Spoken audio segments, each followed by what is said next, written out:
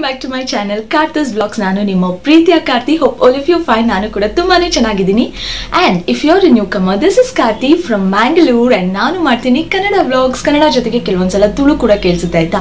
ಯಾಕೆಂದ್ರೆ Tulu is my mother tongue. Okay, ಇವತ್ತಿನ ವಿಡಿಯೋನ ಸ್ಟಾರ್ಟ್ ಮಾಡೋಣ. ಸ್ಟಾರ್ಟ್ ಮಾಡೋದಕ್ಕಿಂತ ಮುಂಚೆ ನಾನು ನಿಮ್ಮೆಲ್ಲರಿಗೂ ವಿಶ್ ಮಾಡ್ತೀನಿ. ಟುಡೇ ಇಸ್ ವೆನ್ಸ್ಡೇ, ದೀಪಾವಳಿಯ ಮೊದಲನೇ ದಿನ. ಎಲ್ರಿಗೂ wish you happy Deepavali. And ಎಲ್ರದ್ದು ಎಣ್ಣೆ ಸ್ನಾನ ಆಯ್ತಾ ಹೇಳಿ? ನಮ್ದಂತೂ ಮನೆಯಲ್ಲಿ ಎಲ್ರದ್ದು ಎಣ್ಣೆ ಸ್ನಾನ ಆಯ್ತು. ಓಕೆ, ವಿಡಿಯೋನ ಸ್ಟಾರ್ಟ್ ಮಾಡೋಣ.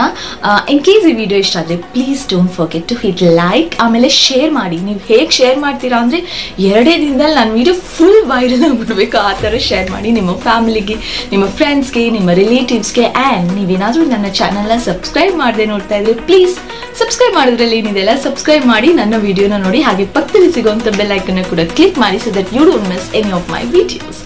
ಸೊ ಈಗ ಇವತ್ತಿನ ವ್ಲಾಗ್ನ ಸ್ಟಾರ್ಟ್ ಮಾಡೋದಕ್ಕಿಂತ ಮುಂಚೆ ಮಾಡುವಾಗ ನಾನೊಂದು ಪ್ರಶ್ನೆ ಕೇಳ್ತೀನಿ. ಅದಾದಮೇಲೆ ನನ್ನ ವ್ಲಾಗ್ ಸ್ಟಾರ್ಟ್ ಆಗುತ್ತೆ. ಇವತ್ತಿನ ವ್ಲಾಗ್ನ ಪ್ರಶ್ನೆಯಿಂದ ಸ್ಟಾರ್ಟ್ ಮಾಡ್ತೀನಿ.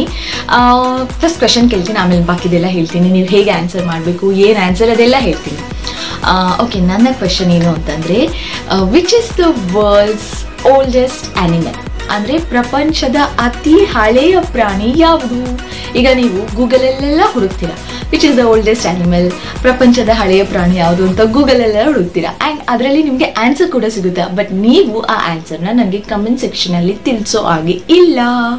ಯಾಕೆಂದರೆ ನೀವು ಕಳಿಸೋ ಆನ್ಸರ್ ರಾಂಗ್ ಆಗಿರುತ್ತೆ. ಯಾಕೆಂದರೆ ಇದು ಒಂದು ಫನಿ ಆಗಿರುವಂಥ ಕ್ವೆಶನ್, ಆಯಿತಾ? ಇದೊಂದು ಜೋಕ್ ಆ್ಯಕ್ಚುಲಿ. ಸೊ ಇದಕ್ಕೆ ನೀವು ಇವಾಗ ಆನ್ಸರ್ ಮಾಡಬೇಕು. ನಿಮ್ಮ ಪ್ರಕಾರ ಪ್ರಪಂಚದ ಹಳೆಯ ಪ್ರಾಣಿ ಯಾವುದು ಮತ್ತು ಯಾಕೆ? ರೀಸನ್ ಕೂಡ ಬೇಕು. ಆ ಪ್ರಾಣಿನೇ ಹಳೆಯ ಪ್ರಾಣಿ ಅಂತ ನಿಮ್ಗೆ ಯಾಕೆ ಅನ್ನಿಸ್ತು, ಯಾವ ಕಾರಣಕ್ಕೆ ಅನ್ನಿಸ್ತು ಅಂತ ಪ್ರಾಣಿ ಹೆಸರು ಜೊತೆಗೆ ಕಾರಣ ಕೂಡ ತಿಳಿಸಿ ನನಗೆ ಕಮೆಂಟ್ ಸೆಕ್ಷನಲ್ಲಿ ತಿಳಿಸ್ಬೇಕು. ಈ ಆನ್ಸರ್ನ ನಾನು ನಿಮಗೆ ಈ ಕ್ವೆಶನ್ಗೆ ಆನ್ಸರ್ ಏನು ಅಂತ ನೆಕ್ಸ್ಟ್ ವ್ಲಾಗಲ್ಲಿ ಹೇಳ್ತೀನಿ. ಬಟ್ ನೀವೆಲ್ಲರೂ ಈಗ ಕಮೆಂಟ್ ಸೆಕ್ಷನಲ್ಲಿ ತಿಳಿಸಿ ನಿಮ್ಮ ಪ್ರಕಾರ. ಗೂಗಲಲ್ಲಿರೋ ಆನ್ಸರ್ ನನಗೆ ಬೇಡ. And this is a joke. ಇದಕ್ಕೆ ನಿಮಗೆ ನಿಮ್ಮ ಮನಸ್ಸಿಗೆ ಏನು ಅನಿಸುತ್ತೆ, ಹಳೆ ಪ್ರಾಣಿ ಇದಾಗಿರ್ಬೋದು, ಈ ಕಾರಣಕ್ಕಾಗಿರ್ಬೋದು ಅಂತ ಅನಿಸಿದ್ನ ಕಮೆಂಟ್ ಸೆಕ್ಷನಲ್ಲಿ ತಿಳಿಸಿ. ಆ್ಯಂಡ್ ದ ಬೆಸ್ಟ್ ಫನ್ನಿ ಆಗಿರೋ ಆನ್ಸರ್ ನನಗೆ ಯಾವುದಂತ ಫೀಲ್ ಆಗುತ್ತೋ ಅದನ್ನು ನಾನು ಪಿನ್ ಮಾಡ್ತೀನಿ. ಓಕೆನಾ? ಕಮೆಂಟ್ ಸೆಕ್ಷನಲ್ಲಿ ಅವರ ಆನ್ಸರ್ನ ನಾನು ಪಿನ್ ಮಾಡ್ತೀನಿ. ನಿಮ್ಮ ಮನಸ್ಸಿಗೆ ತೋಚಿದ್ನ ನೀವು ಕಮೆಂಟ್ ಸೆಕ್ಷನಲ್ಲಿ ತಿಳಿಸಿ. ಆ್ಯಂಡ್ ಈ ಕ್ವೆಶನ್ಗೆ ಆನ್ಸರ್ ನಾನು ನೆಕ್ಸ್ಟ್ ವ್ಲಾಗಲ್ಲಿ ಹೇಳ್ತೀನಿ. ಓಕೆನಾ? ಓಕೆ, ಈಗ ವ್ಲಾಗ್ ಸ್ಟಾರ್ಟ್ ಮಾಡೋಣ. ಇವತ್ತು ದೀಪಾವಳಿಗೆ ಏನೋ ಸ್ಪೆಷಲ್ ಇಲ್ಲ. ಐ ಮೀನ್ ನಾವು 3rd ಡೇ ಲಾಸ್ಟ್ ಲಕ್ಷ್ಮೀ ಹಬ್ಬದ ದಿನ ಒಂದು ಸ್ವಲ್ಪ ಕಲಶ ಎಲ್ಲ ಇಡೋದಕ್ಕಿದೆ. ಆ ವ್ಲಾಗ್ ಕೂಡ ಬರುತ್ತೆ, ನೀವು ನೋಡಿ. ಬಟ್ ಇವತ್ತೇನು ಸ್ಪೆಷಲ್ ಇಲ್ಲ. ಆ್ಯಂಡ್ ಪಟಾಕಿ ಹೊಡಿತೀರಾ ಅಂತ ಕೇಳಿದರೆ ಹೊಡೆದ್ರೂ ಹೊಡಿಬೋದು, ಹೊಡಿದೇ ಇದ್ರೂ ಹೊಡಿಬೋದು. ಗೊತ್ತಿಲ್ಲ ನನಗೆ ಈ ವರ್ಷದ ಕತೆ ಏನೂ ಗೊತ್ತಿಲ್ಲ. ನನ್ನ ಹಸ್ಬೆಂಡ್ ಜೊತೆ ಅಥವಾ ನನ್ನ ಹಸ್ಬೆಂಡ್ ನನ್ನ ಹತ್ರ ಏನೂ ಹೇಳಿಲ್ಲ. ಪಟಾಕಿ ತರ್ತೀನಿ ಅದ್ರ ಬಗ್ಗೆ ಏನು ಡಿಸ್ಕಷನ್ ಮಾಡಿಲ್ಲ, ಹಾಗಾಗಿ ನಂಗೆ ಗೊತ್ತಿಲ್ಲ. ಬಟ್ ನನಗೆ ಕ್ರ್ಯಾಕರ್ಸ್ ಅಂದರೆ ತುಂಬ ಇಷ್ಟ. I love Deepavali. ನನ್ನ ಫೇವ್ರೆಟ್ ಫೆಸ್ಟಿವಲ್ ಇಸ್ ದೀಪಾವಳಿ. ಯಾಕಂದರೆ ಕ್ರ್ಯಾಕರ್ಸ್ ಅಂದರೆ I am crazy about it. ಅದು ಎಷ್ಟೇ ಡೇಂಜರಸ್ ಆಗಿದ್ರೂ ನಾನು ಹೋಗಿ ಒಂದ್ಸಲ ಹೊಡೆದ್ಬಿಡ್ತೀನಿ, ಟ್ರೈ ಮಾಡ್ತೀನಿ. ಲೆಟ್ ಮಿ ಟ್ರೈ ದಿಸ್, ಹೇಗೆ ಹೊಡೆಯುತ್ತೆ, ಹೇಗೆ ಸೌಂಡ್ ಬರುತ್ತೆ ಅದನ್ನೆಲ್ಲ ನೋಡೋದಕ್ಕೆ ನನಗೆ ತುಂಬ ಇಷ್ಟ. ಬಟ್ ಇವಾಗ ಒಂದು ಸ್ವಲ್ಪ ಕಮ್ಮಿ ಮಾಡಿದ್ದೀನಿ. ಮೊದಲು ಸಿಕ್ಕಾಪಟ್ಟೆ ಹುಚ್ಚಿತ್ತು ಕ್ರ್ಯಾಕರ್ಸ್ದು. ಸೊ ನಿಮಗೆ ಯಾವುದು ಫೇವ್ರೆಟ್ ಫೆಸ್ಟಿವಲ್? ದೀಪಾವಳಿನೇನಾ ಅಥವಾ ಬೇರೆ ಯಾವುದಾದ್ರೂ ಫೆಸ್ಟಿವಲ್ ಇದೆಯಾ ಅದನ್ನು ಕೂಡ ತಿಳಿಸಿ ಕಮೆಂಟ್ ಸೆಕ್ಷನ್ನಲ್ಲಿ. ಓಕೆನಾ? ಓಕೆ, ದೀಪಾವಳಿ ಅಂದ ತಕ್ಷಣ ನಮ್ಗೆ ಏನು ನೆನಪಾಗುತ್ತೆ ಹೇಳಿ? ಬೆಳಕು.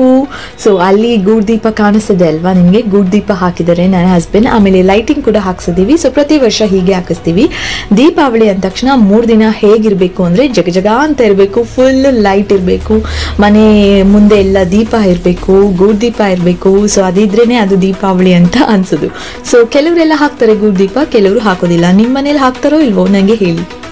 ಈಗ 3:10 ಆಗಿದೆ, ಆಯಿತಾ ಟೈಮ್. ಆ್ಯಂಡ್ ಇಲ್ಲಿ ಎಲ್ಲ ರೆಡಿ ಆಗಿದೆ. ಬಾಕ್ಸ್ನಲ್ಲಿ ದೀಪ ಇದೆ.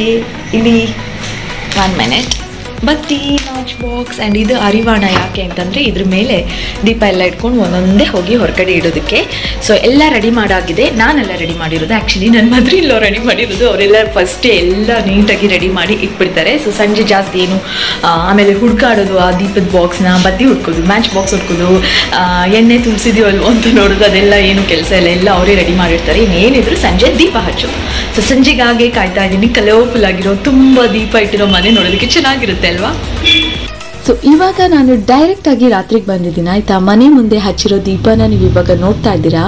ನಾವೆಲ್ಲರೂ ವರ್ಷಕ್ಕೆ ಒಂದೇ ಒಂದ್ಸಲ ಅಂದ್ರೆ ದೀಪಾವಳಿ ಹಬ್ಬಕ್ಕೆ ಮಾತ್ರ 3 ದಿನ ಮಾತ್ರ ಈ ತರ ಮನೆ ಮುಂದೆ ದೀಪ ಹಚ್ಚೋದಕ್ಕೆ ಸಾಧ್ಯ ಅಲ್ವಾ.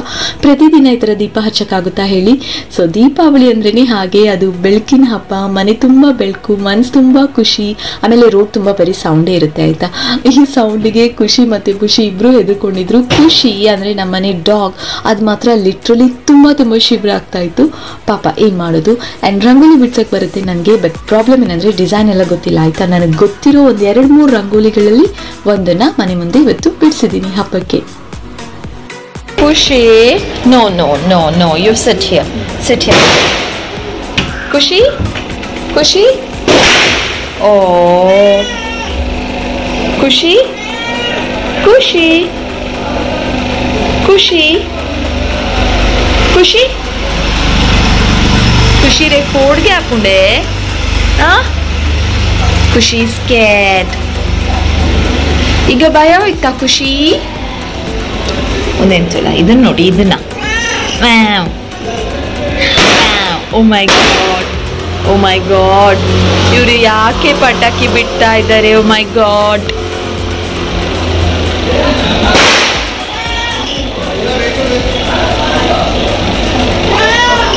ಈಗ ಭಯ ಹೋಯ್ತಾ ಖುಷಿ? ಪಟಾಕಿ ಬಿಡೊಂದುಲ್ಲೇರು, ಕ್ಲೋಸ್ ಯೋರ್ ಯೋರ್ಸ್. ಪಟಾಕಿ ಬಿಡೊಂದುಲ್ಲೇರು.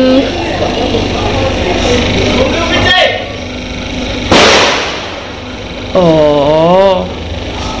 ಪಾಪಯ ಎಂಕಲ್ನ ಖುಷಿ, ಎಂಕಲ್ನ ಖುಷಿ ಪಾಪ.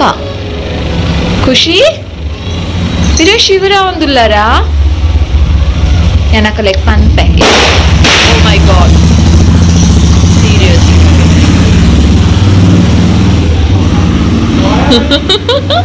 ಖುಷಿ ಅಮ್ಮ ಪೋಪ. Khushi wait wait, don't come, don't come, come. Show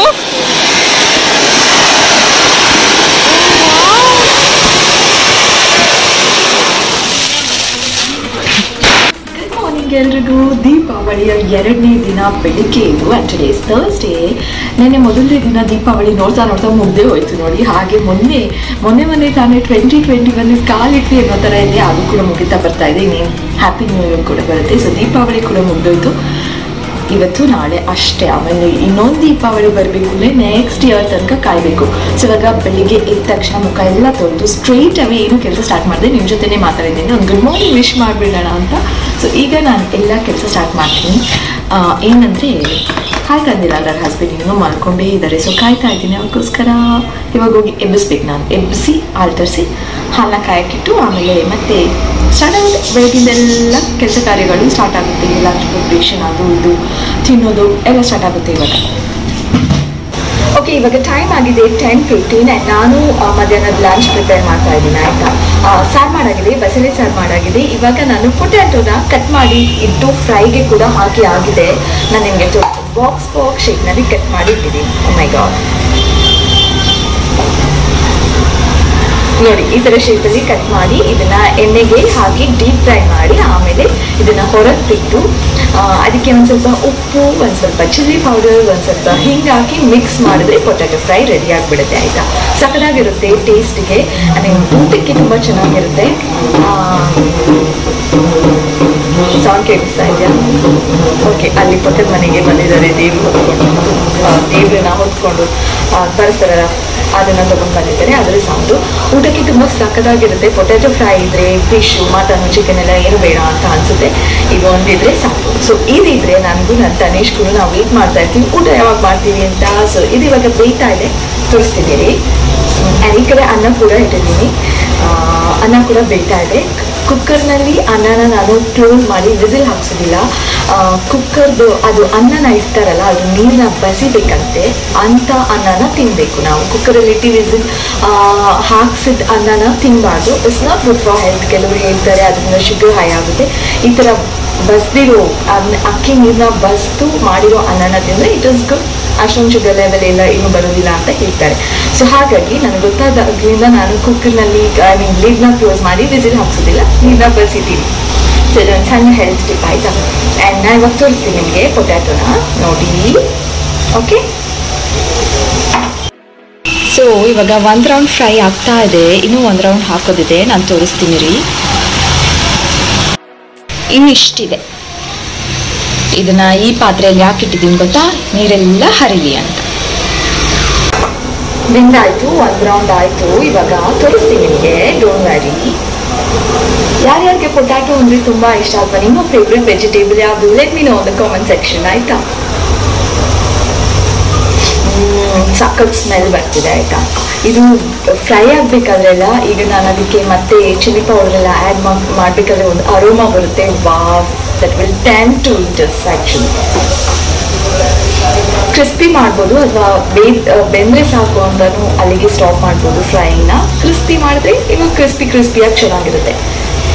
and ಕ್ವಿಕ್ಕಾಗಿ ಮಾಡ್ಬೋದು, ಜಸ್ಟ್ ಫ್ರೈ ಮಾಡೋದು. ಒಂದು ಬರೀ ಉಪ್ಪು ಖಾರ ಹಾಕಿದ್ರೆ ಪೊಟ್ಯಾಟೊ ಫ್ರೈ ರೆಡಿ ಆಗಿಬಿಡುತ್ತೆ. ಹಿಂಗೊಂದು ಎಕ್ಸ್ಟ್ರಾ, ಅದು ಬೇಕಾದ್ರೆ ಸ್ಕಿಪ್ ಮಾಡ್ಬೋದು. ಕೆಲವರಿಗೆ ಹಿಂಗಿನ ಟೇಸ್ಟ್ ಇಷ್ಟ ಆಗೋದಿಲ್ಲ, ಬಟ್ ಗ್ಯಾಸ್ಟ್ರಿಕ್ಗೆ ತುಂಬ ಒಳ್ಳೆಯದು.